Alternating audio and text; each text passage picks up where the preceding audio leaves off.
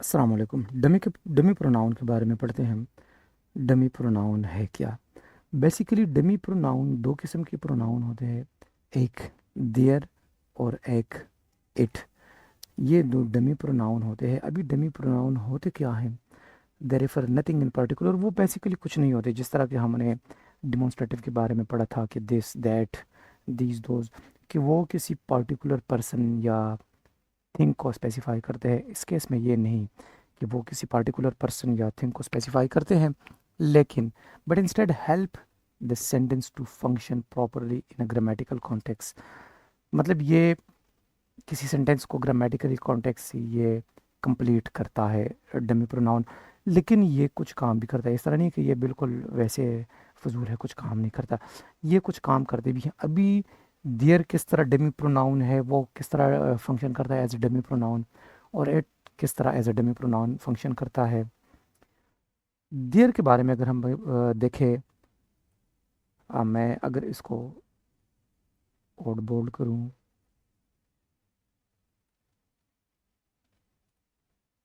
There as a dummy pronoun. There किस तरह dummy pronoun है? देयर इज,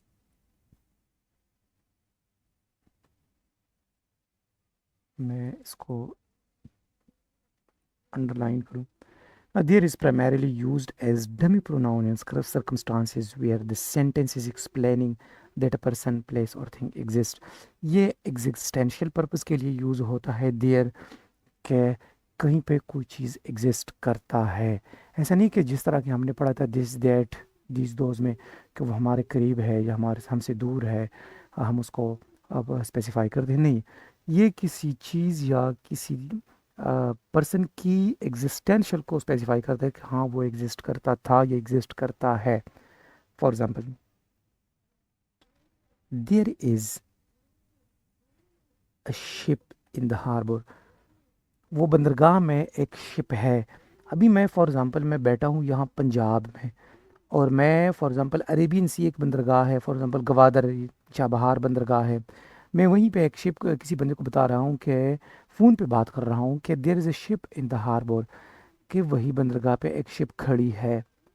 सो देयर अभी उसको उसकी एग्जिस्टेंशियल को स्पेसिफाई करता है कि हाँ वहाँ पे एक शिप है।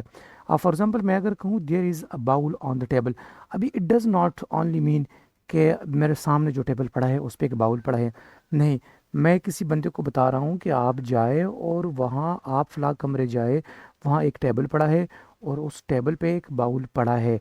There is a bowl on the table, यानी the existence of a bowl specify करता है देयर, के टेबल पे एक बाउल पड़ा है। Therefore it is a dummy pronoun.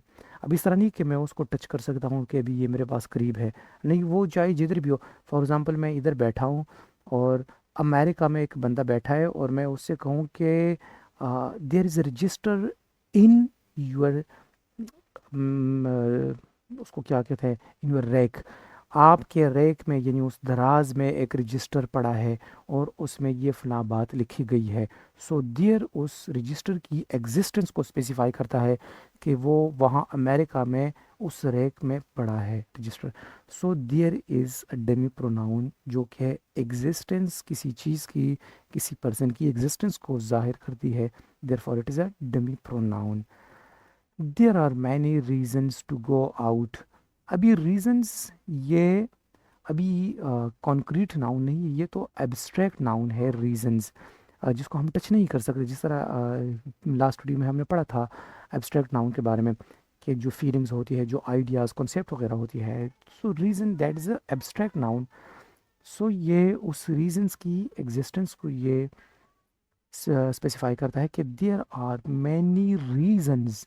अभी रीजंस क्या है, कि रीजंस एग्जिस्ट करते थे कि क्यों हम बाहर निकले। हमारे बाहर निकलने की, फॉर एग्जांपल हम क्लास में बैठे थे या किसी इजलास में बैठे थे, और वहाँ से निकलने के हमारे कुछ रीजंस थे, इसलिए हम बाहर निकले।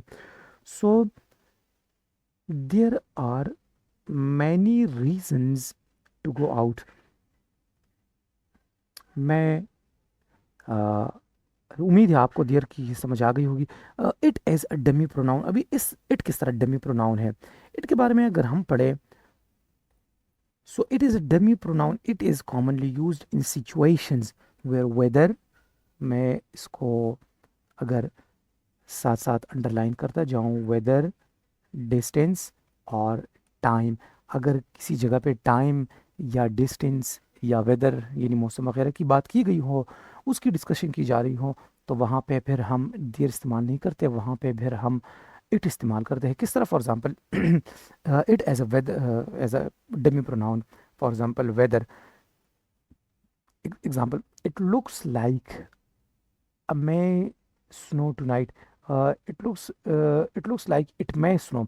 अच्छा, ये वेदर के बारे में कि ये फॉर एग्जांपल उम्मीद है, ये एक्सपेक्टेशन है कि रात को स्नो यानी बर्फ़बारी हो जाएगी, इट, तो यहाँ पे हमने इट इस्तेमाल किया।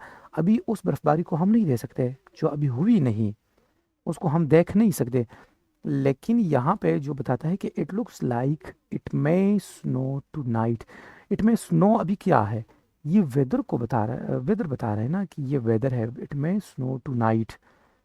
अब फॉर एग्जाम्पल अगर यहाँ पे हम देखें, it is raining cats and dogs, अभी बारिश बरस रही है, कैट्स एंड डॉग्स मीन्स कि अभी ये मूसलाधार बारिश बरस रही है, अभी it's the present continuous tense, तो जो बरस रही है ये मौसम है, रेनिंग वेदर है, कैट्स एंड डॉग्स उसकी कंडीशन है। सो रेनिंग को ये स्पेसिफाई करता है, so it's weather it, it was very sunny, sunny अभी क्या है, सनी वेदर है, it was very sunny, so ये हम it as a dummy pronoun in case of weather इस्तेमाल करते हैं। और डिस्टेंस के हवाले से किस तरह इस्तेमाल करते हैं, for example, it is very far, अभी फार किसके लिए यूज़ होता है, फार डिस्टेंस के लिए यूज़ होता है कि ये बहुत दूर है, it is far from North America to Europe, तो डिस्टेंस की जब बात आई तो हमने डेमी प्रोनाउन इट यूज़ किया।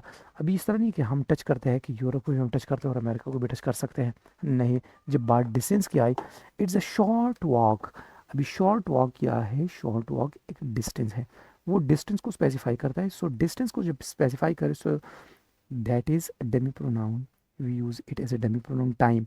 For example, it's 4:30, for example it's afternoon, it's 12 p.m., it's 12 a.m.